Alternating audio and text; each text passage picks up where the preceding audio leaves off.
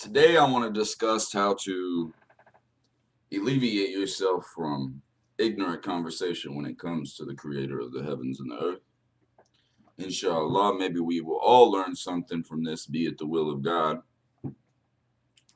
When someone comes to you questioning you about your faith, it's there's we don't have to have a debate, we don't have to have an argument, we don't have to come to angry, to anger or conflict.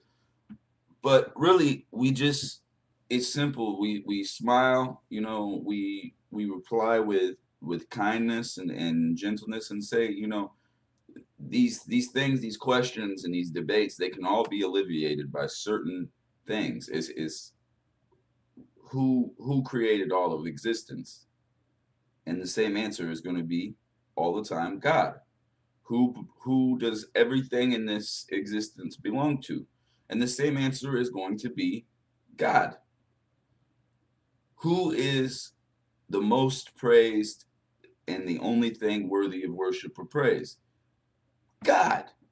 Okay. Now, so then why do you, as a man who is like me, have the authority or think that you have the authority to question me on what is my faith and what I believe in and how I love God and worship God? Have I offended you? Have I caused you harm? Have I oppressed you? Have I done anything to affect your way of life?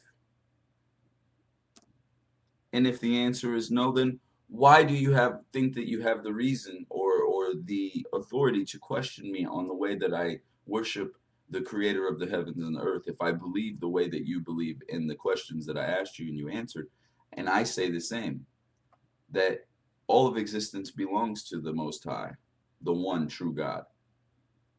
Everything was created by the one true God. There's nothing worthy of worship than other than the one true God. So what is this that we're arguing about? If you have a different belief in theology, then that is fine with me. If we can sit down and we can find the truth, if we're both interested in the truth, then that's one thing. But if what you have works for you and what I have works for me, and we both believe with our whole hearts, then we're both secure in our faith.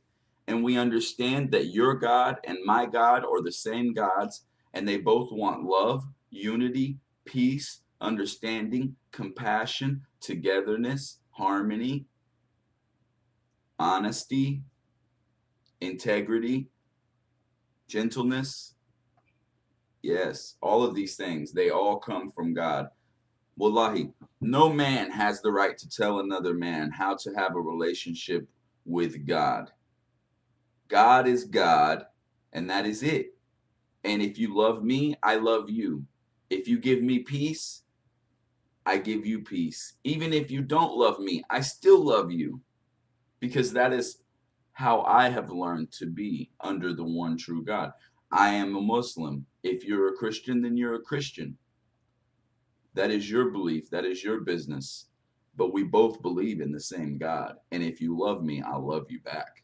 And if you not war against me for my religion, then I not war against yours. Never talk about other people's religion, because if you talk about other people's religion, then it gives them the reason to talk about yours.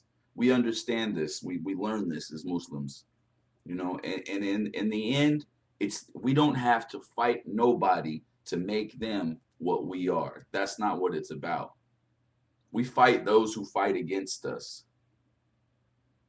And we don't fight for ourselves. We fight for truth. We fight for freedom. We fight for justice because God told us to. We fight for God. So, inshallah, just be peaceful. And when ignorant folks try you about your religion or your faith, then show them that you're of understanding. Show them that you love the same God that they love, because if they're believers, then they cannot deny these simple questions, these simple things. Who is God? Or not even who is God. Don't ask that, because some people will tell you Jesus and they're misinformed.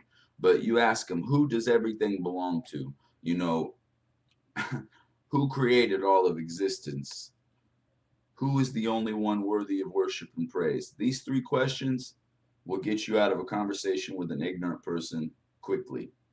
But love one another, peace, unity, justice, harmony, truthfulness, integrity, character, peace, gentleness.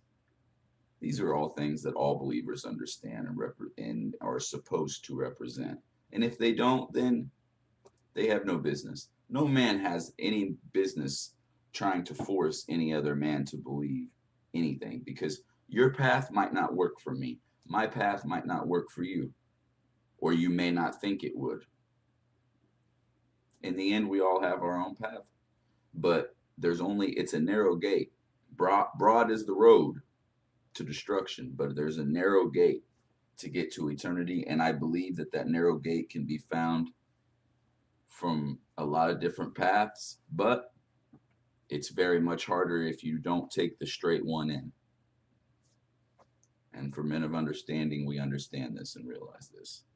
May God lead us all, guide us all, protect us all. He is wise, we are not.